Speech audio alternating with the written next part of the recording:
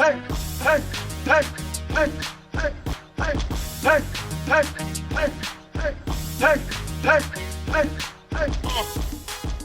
everyone. Welcome inside the Red Earth Production Studios for this edition of YBMcast, powered by Game 7 Baseball, Game7Baseball.com.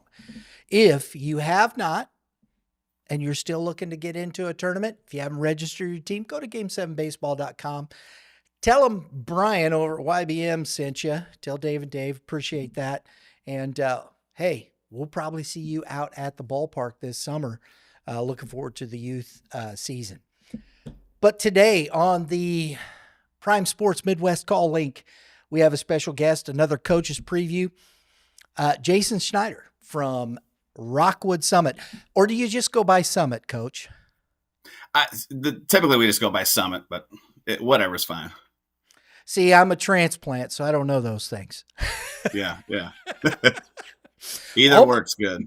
Okay, so we can just say Summit. It's easier. I don't have to throw that in there. Very good. You guys are coming off a 22-12 season. You're in the yellow St. Louis Suburban. You were 7-5, three-way tie. You know, and I think that's impressive. The yellow conference in the St. Louis Suburban, I mean, it's loaded. And you guys being Class 5, all of them are Class 6 schools.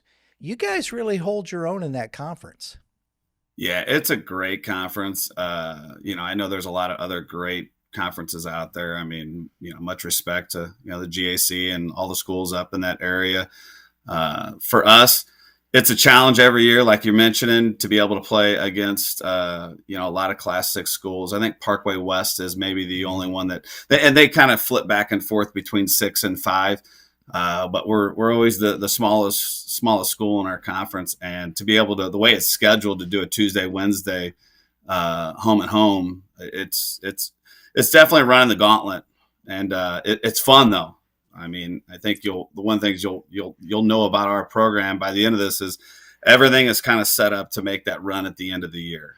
And in order to go ahead and do that, my take is I don't want to put these kids in any type of position that they haven't been in before. I don't want them to see a picture they haven't seen 4 or 5 times throughout the entire year. So I think the schedule in our conference, believe me, it's one of those where like every year to be able to compete in it, it's tough. It's very, very tough.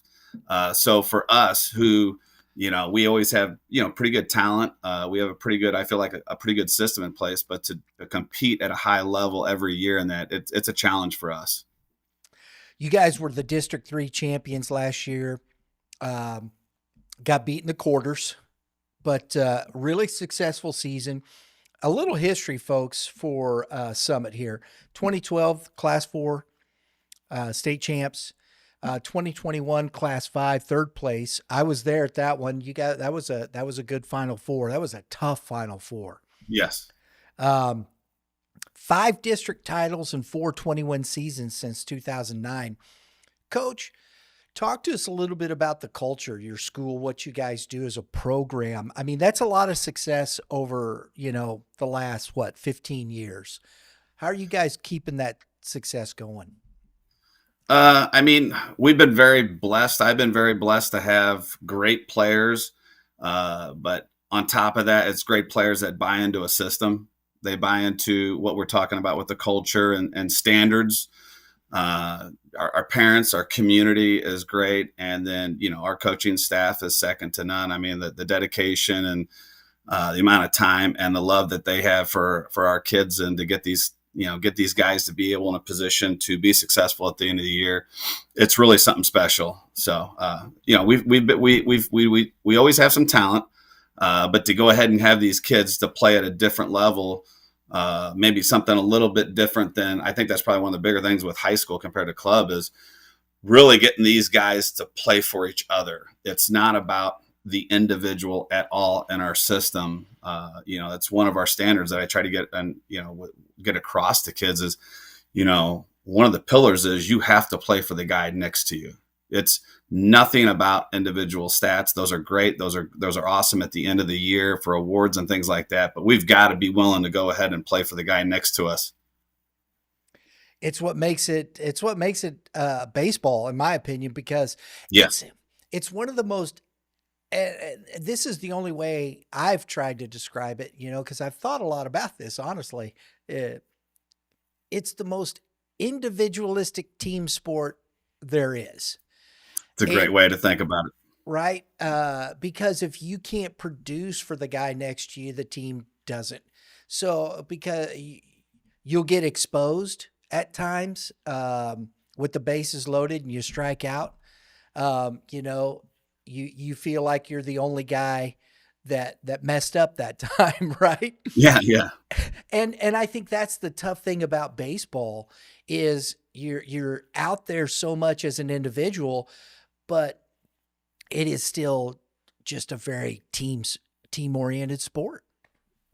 It is. It is. I mean, and I try to get that across to our players and our even our parents at the very beginning. In our first meeting with parents, I'm like, hey, look, your kid's going to be asked to maybe do something they haven't done in maybe ever, which is Hmm. crazy, like bunt. But as crazy that may seem, but we're going to go ahead and we're going to really try to ingrain these kids into playing for something bigger than yourself. Yeah. It's going to be about the school. It's going to be about your teammates. It's going to be about our community. So it's a great game. It's a phenomenal game. You put it really, really good. And I think you're spot on with that. Coach, talk about your staff. I'm sure, from freshman to JV, have these guys been with you a long time, and what are their roles as far as the program is concerned? As far as you talking about like makeup this year? Coaches, Oh, okay. freshman. Coaches. Yeah. Yeah, yeah. Uh, this is, anytime you can go into a year and you don't have to find another coach, a volunteer coach or something like that, that is always a blessing for me.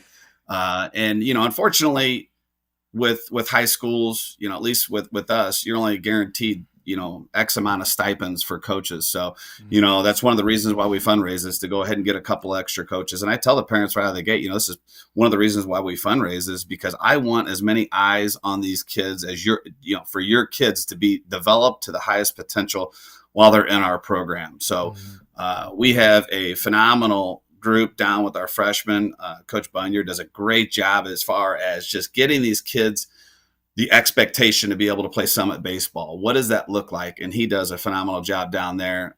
We got two guys that are very experienced on the JV, Coach Miller, Coach Phillips, as far as just kind of taking the baton from Coach Bunyard and keeping them into the system and training them and getting them ready to play varsity innings. And then on varsity, I got two great ones with me. Coach Jones, runs the pitching, and he's my right hand man. Like I'm going to tell you right now, like he's won the assistant coach of the year. He does so much stuff for Summit and the school, and he's also the head softball coach as well. But he's definitely my right hand man there. And then Coach Arway helps out as well, who's got a lot of years of experience. So I'm very blessed to be able to have those guys with me. I when you, in my estimation, and talking to other coaches, I've said this to them. As a head coach in some of these bigger programs, special class 5, class 6 and whatnot, you're kind of taking a more CEO role, and you want, and having those extra coaches there to really take that. Hey, managing egos, even at the high school level, it's a full-time job, isn't it? It is. I've done this. I think this is going on my 24th season as far as varsity baseball. Not all as a head coach, but Mhm. I've had stints running with coaching football for a long time, and then even with baseball. I've always tried to find the good things in regards to, and even some of the bad things with head coaches I've worked for. What worked, what I liked as an assistant, what I did not like. But I will tell you this: like I give all of our guys buy-in, our coaches buy-in, and like we have a meeting tomorrow morning to kind of go through. And the very first thing we talk about, we just kind of renew that mindset of what our staff roles and expectations are. And I am not shy about asking some of those guys to help me out with things or do this or ask them to do that.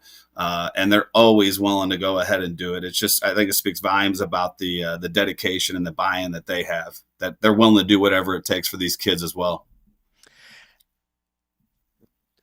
You can't argue with the success. We'll say that. Well, I appreciate you.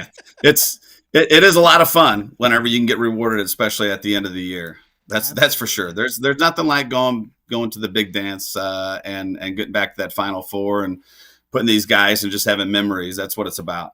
Absolutely. Coach, you have pretty much your entire pitching staff, with the one exception of Logan Darnell, coming back. To me, that's where it all, it starts on the mound, that kid throwing the rock. Um, I think, just looking at some of these kids, 2025 from Zach, what is it, Halem? Hail Or 'em. is- Hail Hey, 'em. Cam Mosier, who is an Evansville commit, Gabe Sieve going to Missouri Southern. You've got three guys that can get it done on the mound. Yeah, that's probably, looking on paper, I don't like using the whole potential word. I used to hear a phrase, potential to get a coach fired. But uh, looking at our group, you have to start with the pitching. We have a lot of arms back. And the thing is not one of them took their foot off the gas this offseason.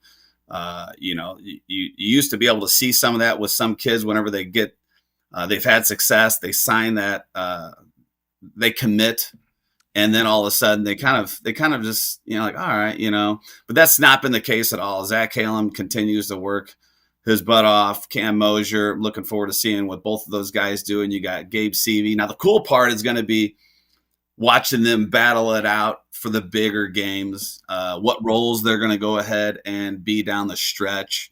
So, and then there's other ones, also in the mix, but I think we should, I think, people have asked me, what are the keys to success for this year? And like, number one, I don't take it for granted. You got to stay healthy. I know that's very cliche, but we have to stay healthy. I think one of the things with like a summit team, a summit program, is we don't have the ability with just the amount of, people and guys in our program. We don't have that.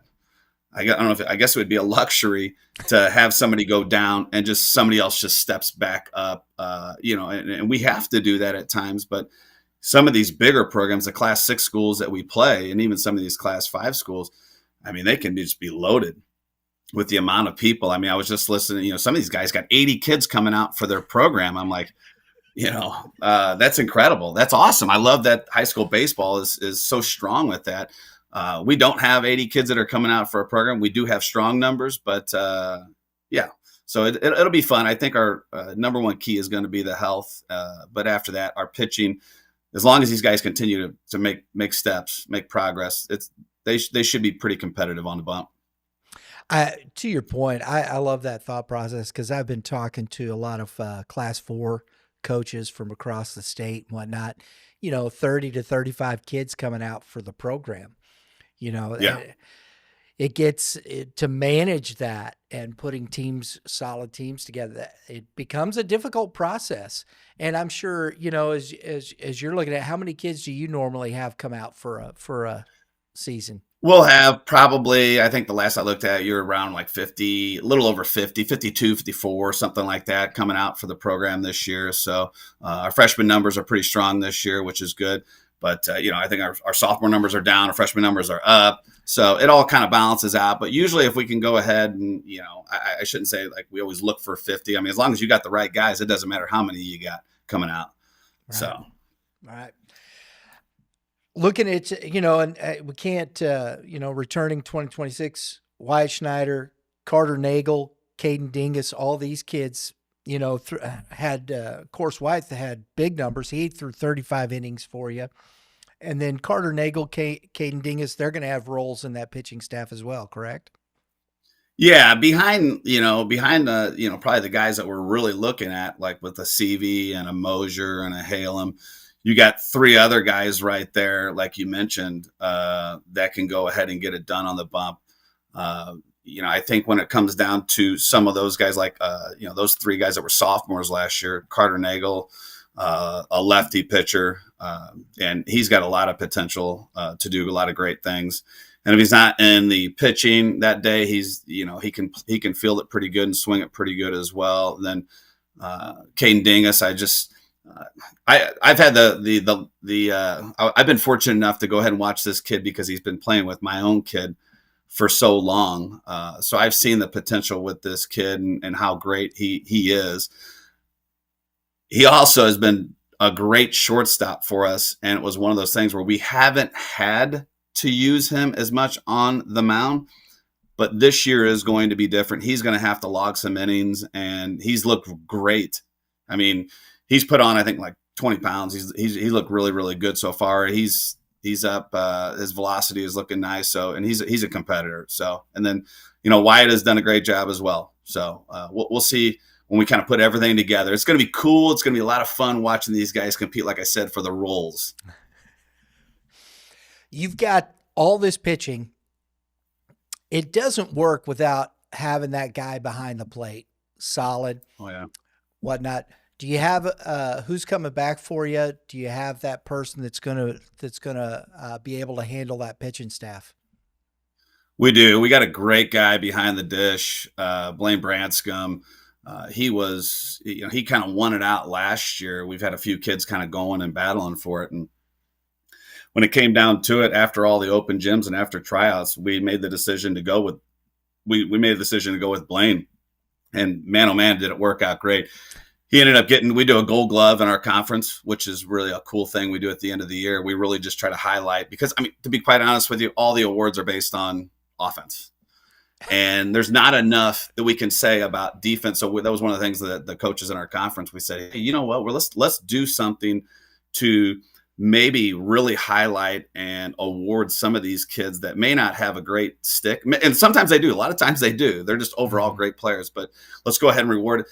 Blaine was one of the guys that won the Gold Glove award for catcher last year. And if you take a look at some of the catchers and some of the players that are in our conference, that is a very prestigious award. So I think last year he threw out something like 40% of base runners. I would say probably the coolest thing with him is, in all my years, he has probably one of the highest baseball IQs that I've seen. So many things that he does behind the dish that are kind of like Yachty-like, where his eyes are looking at the runner at first, but his head is tilted at the pitcher on the mound.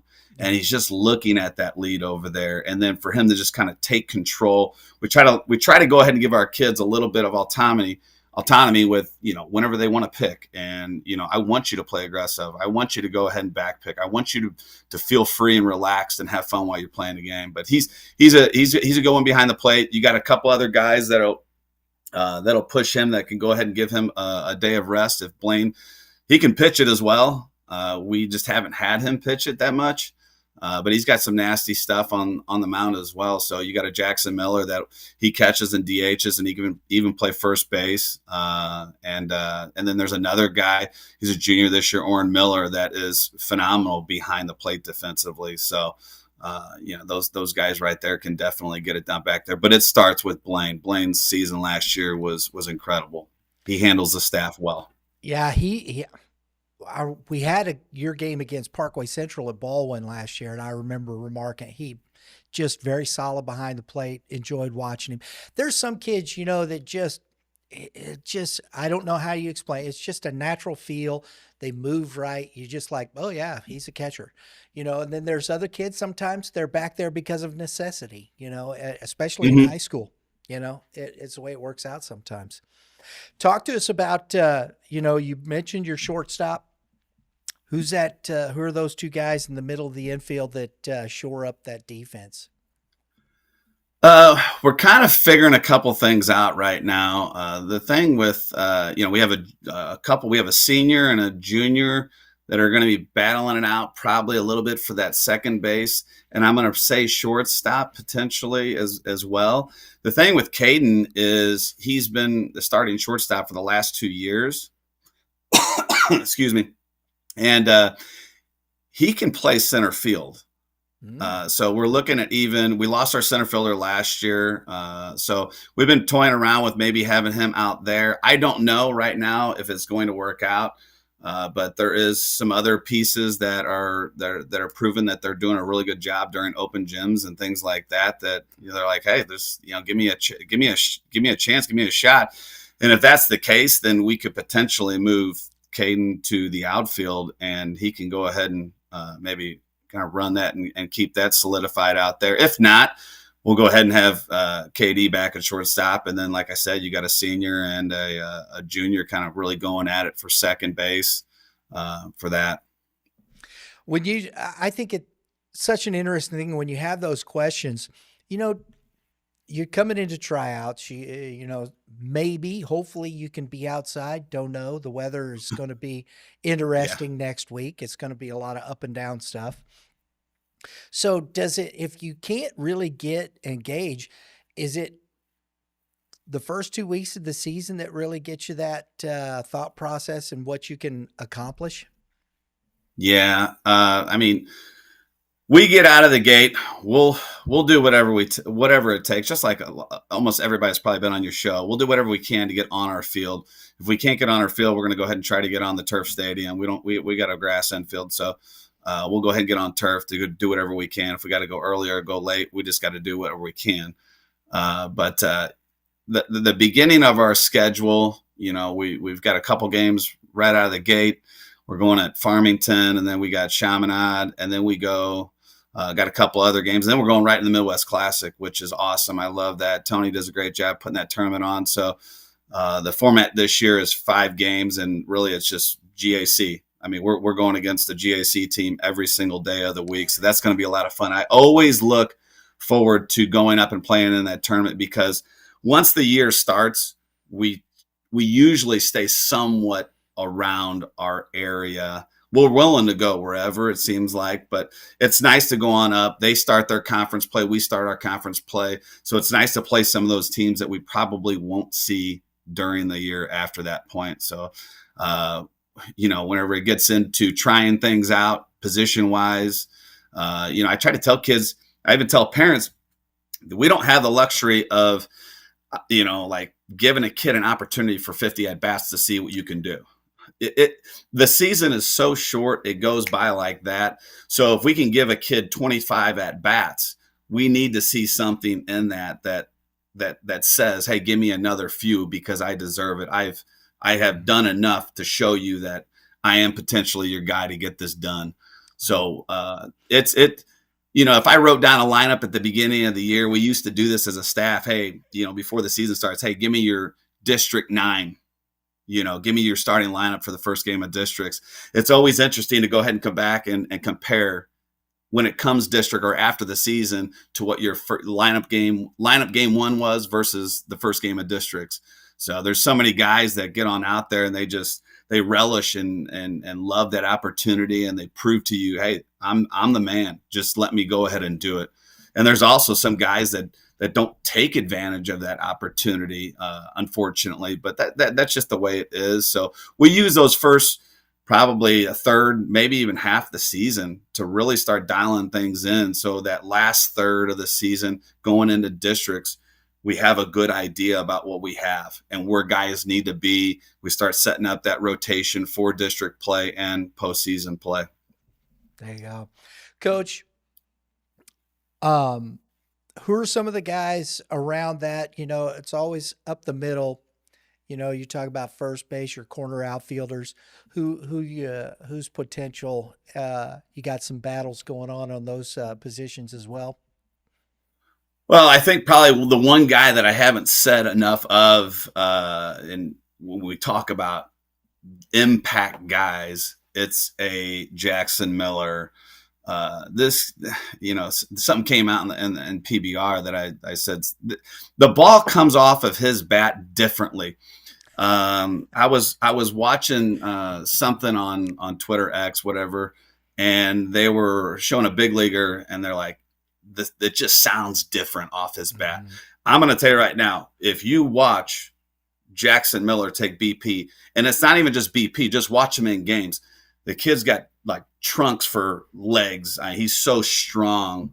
And whenever he makes contact with the ball jumps. It's really a thing of beauty. He did a great job last year. He's got a lot of juice in that bat. So he's a guy that's going to have to really help lead us and solidify our lineup in that regard. So he's going to be a big bat for us. His slash 323, 417, 515, 19 runs scored. I love the 33 RBIs. Lots of run production. I mean, sometimes we get enamored with, the batting average or, the slugging, things like that. But the run production there to me is a huge part of this right here. You got what, 50, was that 52 runs? When you can produce that many runs from one Yeah. player, that's impressive at high school. For sure. And that gets back into how impressive it is the competition we see, the pitchers that we see. I mentioned it earlier, like when we get into district play, when we get into postseason play, you're going to be seeing 85. I mean, if you haven't prepared for that throughout the entire year, then you're going to put your team at a disadvantage. And Jackson can do it. Those numbers right there, are very indicative of him being able to do that against the top arms in the area, against the top competition. So that's probably even more of a compliment to him and our guys. Is to be able to put up good numbers is one thing, but are you putting them up against really good quality arms as well? Because that's a totally separate thing right there. And for our guys to do what they do against the level of competition that they see, that's probably one of the prouder things that I could say. I like the fact that you got multiple guys putting up is it CV? Is that how it's pronounced? CV, yes. CV. Yes. Again, 6 doubles, 19 RBIs, 13 runs scored. You talked about Wyatt Schneider, Caden Dingus also putting up big numbers.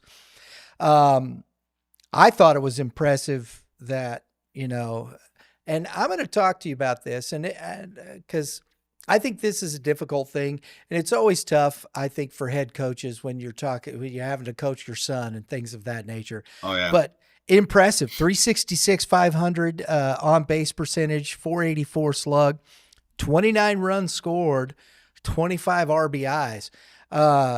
You're getting close to 60. I mean, the run production, 21 stolen bases. He's slugging, he's scoring runs. In the middle of your lineup, you've got some dudes that are producing. Guys are getting on base ahead of these guys. And the thing about it is, if you don't have guys that can knock them in, it doesn't really matter if they're on base or not. For sure. CV was one that you brought up there with the stick. He's going to Missouri Southern next year to pitch and everything like that. But he's a guy that had a phenomenal year at the dish, hitting and being very, very productive. He's a guy that we're going to have to rely on. And, talk about buy-in, talk about culture and standards. That's a kid that could be going. He knows he's going to be a PO in college. And you see this sometimes. If you're going to be a PO in college, they don't really care too much about the off season going into their senior year with hitting. We have to rely on that for us to be effective. And he's done a great job. He's getting a lot of, we've been tracking all of our live ABs and all the open gyms, and he's been jumping in the cage. And he knows if we're going to be good, he's going to have to pitch well on the mound. And he's going to have to be able to hit and be productive offensively as well. And you mentioned Wyatt. Wyatt's been starting ever since he's a freshman. And yes, it is a very difficult thing. But, Coach Manny at Lafayette, he used to be the head coach and a longtime football coach there. I had a great conversation with him, and he coached his kids as well. And I remember before a game, and I respect Boyd, and he's a great guy. And he's like, Jay, if you think that what you're doing is hard for you coaching your kid, let me just tell you right now, I've had plenty of conversations with my kid. This is Boyd talking. After he graduated, he goes, you don't have a clue how hard it is on them. And I'm like, you know what? I was like, that really put things in perspective for me. So I know it's very, very hard on him to have his dad as the head coach. I know there's times I'm probably harder on him than anybody else.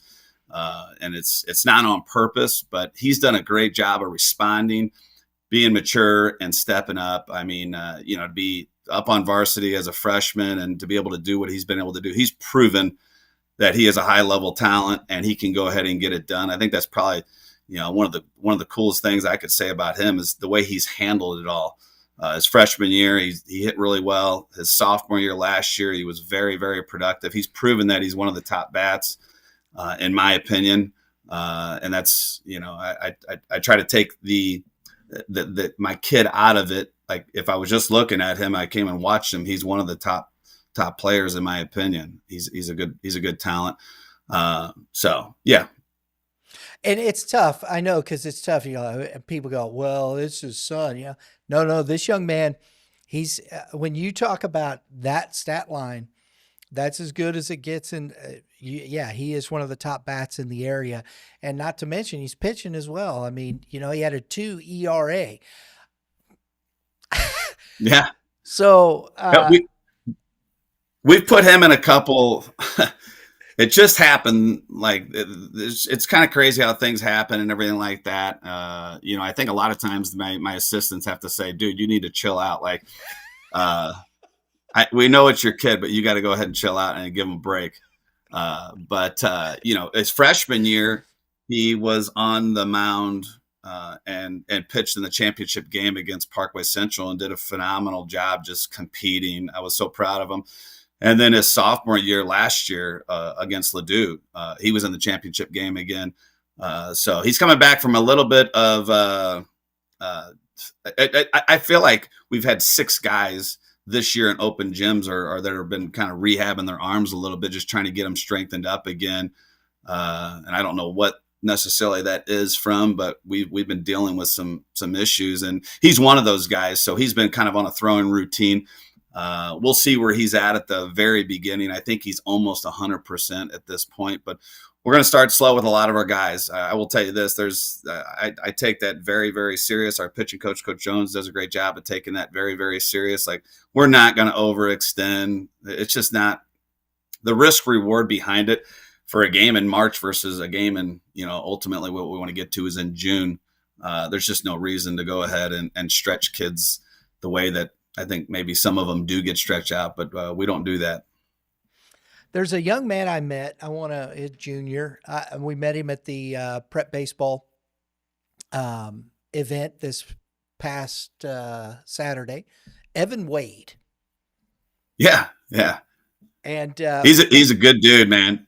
He is a hard worker, and he is he's a coach's son. His dad's the head soccer coach at Summit, and if you know much about soccer in high school, I mean, Summit's usually a powerhouse in soccer, and Coach Wade does a great job. Well, this is Tom's his son, so he knows work ethic. He knows buy-in. He knows all of those things, and he's got a lot of talent himself. He's a great looking guy, physically mature.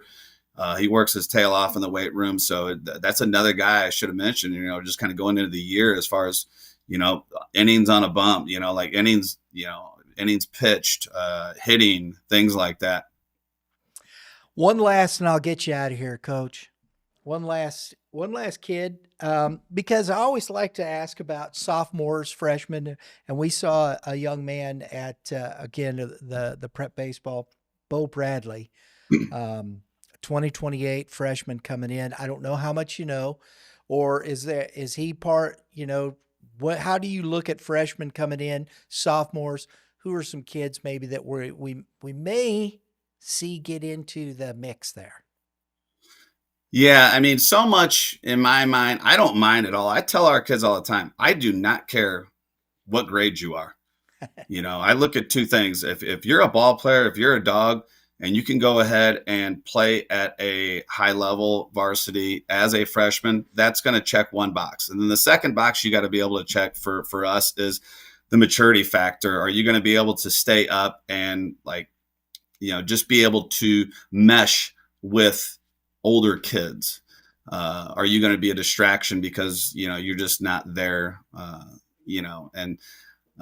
That's if you can go ahead and go and check both those boxes. I can tell you right now, if you can play, I do not care what age you are.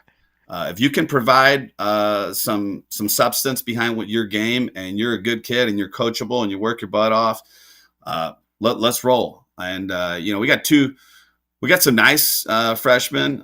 There's 2 that have been up with us right now, and that's not the only 2 that are high end. But we got 2 right now. We got there's another Dingus. There's a Grant Dingus that's really nice. I've been very impressed with him. That's Caden's brother. He's a freshman, and he's done a great job. And then there is another one, Carson Dillon, another great freshman, and both of them have been awesome. They listen. And one of the neat things is to be able to go ahead and watch them and, kind of get an initial perspective on what they do well, and then be able to see those small flaws that I'm like, all right, boom, they're talented, but there's some flaws. We have to coach them up. We've got to be able to get this kid looking, way he is right now, with maybe just kind of like a glove presentation and how we attack a ball, to we have to be able to help him with that. We have to elevate their game. So like developmentally, we've got to be able to find those kids that are very skilled, but we've got to be able to take them to another level. And that'll help us in the end. It's going to help them in the end as well. So those are two big ones right now that are looking really good. There's a couple other sophomores that are really nice. The thing also you got to take into account is where you're at with your varsity. Like what are your needs? Right. If I always say that if you got a freshman up on varsity, you got one of two things going on. One, maybe your program's not that strong, or two, you have a very big need. And if that kid can go ahead and do those things, it's not, I wouldn't say it's not ideal to have freshmen up, because like I said, if they're good enough and they're mature enough and they can go ahead and help you and they can bring something to your team and your program and that varsity, I'm all good with it. Let's do this. But they have to be able to do those types of things. We have a couple sophomores as well. That's what I was getting at. There's a couple sophomores that are really nice. Unfortunately for them, they got some other guys that are older that are in positions that they'll be fine. So another year of development with our JV will fit them good.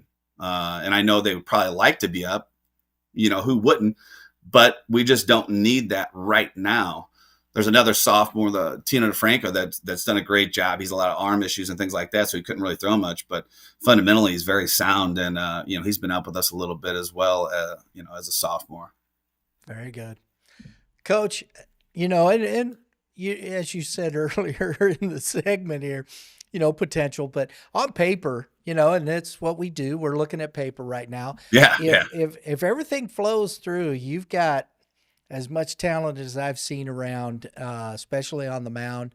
I think you guys, if everything falls right, playing and whatnot, and from history, I think you're one of the top teams in the state.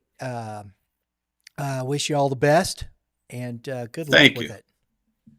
Thank you very much. I'm definitely looking forward to it. Every year is a new challenge. That's the coolest thing about our job, is every year it's something new. It's a new group of guys. You may have some guys that have been around and done it, but every year is a little something different, and that's the challenge, and that's what makes me go. That's what makes our staff go. So hopefully we can go ahead and get over the hump this year. We've ran into a buzzsaw the last few with Fort Zumwalt South. Great program. They had some great runs, but I think our guys are really hungry right now. They are ready to get to that Final Four again, and hopefully make a push for something even bigger. Yeah, I think you guys got that potential. I really do. So good luck. Thank you. Folks, please, hope you enjoyed the segment. If you did, hit the like button there. If you like listening to Coach Schneider talk, hit that like button. We appreciate. Comment below. That helps the algorithm too. We appreciate that. If you want to support us, hit the subscribe button. It's right below there as well. And that dinger next to it, it's not a home run, but it gets you notifications for upcoming episodes just like this, and keeps you privy to what is going on with Youth Baseball Midwest. Appreciate it. Everybody have a great day in the Lord. All you pitchers, throw some strikes, and hitters, Coach, you got some advice for the hitters? Well, let's attack. Let's be aggressive. So, and Brian, hey, I want to say thank you very much for everything you're doing. I think that it's incredible. You're getting excitement into the high school even more, and I think it's a great thing. Thank you very much. I appreciate the kind words, Coach. I really do. Enjoyed that. Thank you. Everybody, we'll see you next time. Hey, hey, hey.